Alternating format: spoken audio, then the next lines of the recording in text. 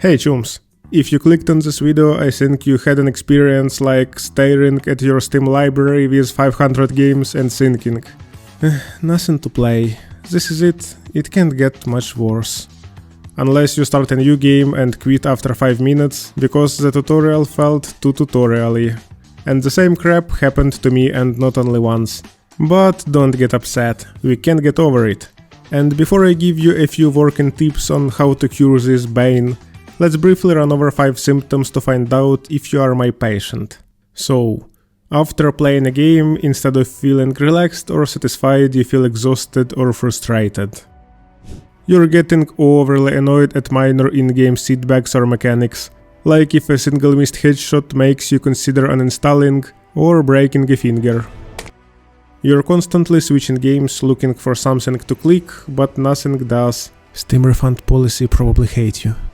Let's skip the first one, I don't like it. And the last one, you used to enjoy discussing games, but now the topic feels uninteresting or even annoying. Like, maybe we can speak about how to cook rice. If any of this resonate with you, you're either on the edge of gaming burnout or deeply in the abyss. But don't worry, I've got 7 tips that helped my friends and colleagues in game dev. To be honest, game developers often meet gaming burnout, because we interact with games just too much. Even free PS5s in the offices and cool gaming setups doesn't help. And these tips also helped personally me to beat this pixel impotence. Starting with the most obvious, which you may heard a lot. It can work if your burnout isn't severe and you're a big fan of a specific game. Take a break and try a completely different genre. If you have been clicking heads in Counter-Strike for years, go play something strategic, like Divinity Original Sin 2. Or if you usually play RPGs, jump into a racing game and let your inner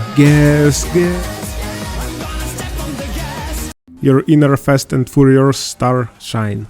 Come on bro, you're saying obvious things. Calm down. Yes, you heard this a lot, but did you really try it? Like not beating poor Alduin for the 10th time, but trying something absolutely new? Okay, you heard me. Now you can continue watching this video and start the next ranked game afterwards. Whatever. So, next, change the community you play with. If you always play solo, find a group. If you always play a squad, try some alone time. If your current gaming buddies are toxic, maybe it's time to ghost them harder than an NPC after a failed persuasion check. Like really, solo and group experience in one game are so much different. By the way, this works the best if you're combining it with the first topic, and even switch to a new undiscovered game, and also perfectly fits the next one. Change how you play the game. People fall into patterns, and sometimes shaking this up is all you need. If you always play Skyrim as a stealth archer, like 90% of people, try playing as a Pacific priest, who only heals and buffs allies. Mod the game so you can have a full adventuring party with warrior, mage and scout, and mods for wider followers controls, and turn Skyrim into a medieval XCOM. Or if you are a Valorant jet player, rushing and dying in the first 5 seconds of the round, make a big cup of tea, swap to Killjoy and try an absolutely new playstyle, at least for a few days. Just don't scroll TikToks when you're sitting on the point. Now I will promote a more extreme way of the previous one, taking on challenges. If you're an Overwatch casual, commit to a 30-day aim training challenge. Spend at least 30 minutes daily honing your skills in Kovacs or aim labs, and play high-precision heroes, like Cassidy. Every good highlight you get will feel like a trophy, especially when you start to notice your skill growing from game to game. Or challenge playing one-trick Widowmaker with your eyes closed. Or better not. I feel like too many players are doing this right now. Let's dodge this mainstream. Okay, next one. Try role-playing. Play the Elden Ring in a specific outfit, using only equipment that fit your character. No matter if you're a noble with rapier, wearing stylish clothes, or an old man hiding his magical powers. Just don't cosplay gods, everyone does this. Oh, and don't forget to stick to your character's personality. If you're an orc warrior, no running away ever. Be creative. If you hop into a multiplayer game, you can roleplay in voice chat, talking like an anime girl or something even more cringy, but who cares, the one getting fun of it is you. That boy, he said he 11 years old. 11 years old. A bit more serious one. If you are good at some game, try coaching. Even if you're just an average mid player or even lower, there is always a clueless newbie who needs guidance. Find one who is open to communication and go on. Playing a game while mentoring someone changes the whole experience. You're no longer just grinding, now you're shaping the future of a fellow companion, helping them to overcome difficulties which you met on the start. And if you enjoy it, who knows?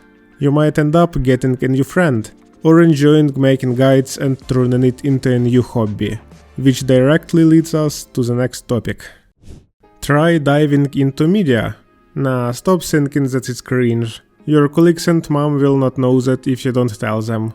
Everyone can start a YouTube channel and share their experiences, run a stream on Twitch for live talks, write guides on some specific resources, or even become a fan community manager. No, you probably won't get an answer at a big studio like this, but smaller dev teams love passionate players and can be pretty happy if you can help them to promote the game and find some intersections with the community. If you're not an art or a technical person, this can be your best way to enter the game dev. I planned to finish tips here, but I want to add one more. We are physical creatures living in a material world. Don't forget to keep your flesh exoskeleton in shape. Do some basic exercises, eat relatively healthy food, breathe fresh air, and sleep at least 6 hours per day. And after your body starts feeling a bit better, you are definitely going to notice changes in your mind, which can really help you to overcome all the problems. You got the idea. The bottom line. You're not burned out on gaming itself. You're burned out on your habits, your routine, your usual crowd and your expectations. You may think, nah, this will not work on me, but just believe me and try. Find a stupid new player in your game who is open for interaction and ask them to be your student. And now you will get not your basic gaming experience, but witness something big and new developing in your personality. And do 10 sit-ups right now. This is not hard, but your knees and heart will be happy. And before you go, please be kind, do the YouTube like, comment, sub, sync to help the channel with the algorithms. I will be glad, bro, like really. And I'll see you very soon. We are still on the internet after all.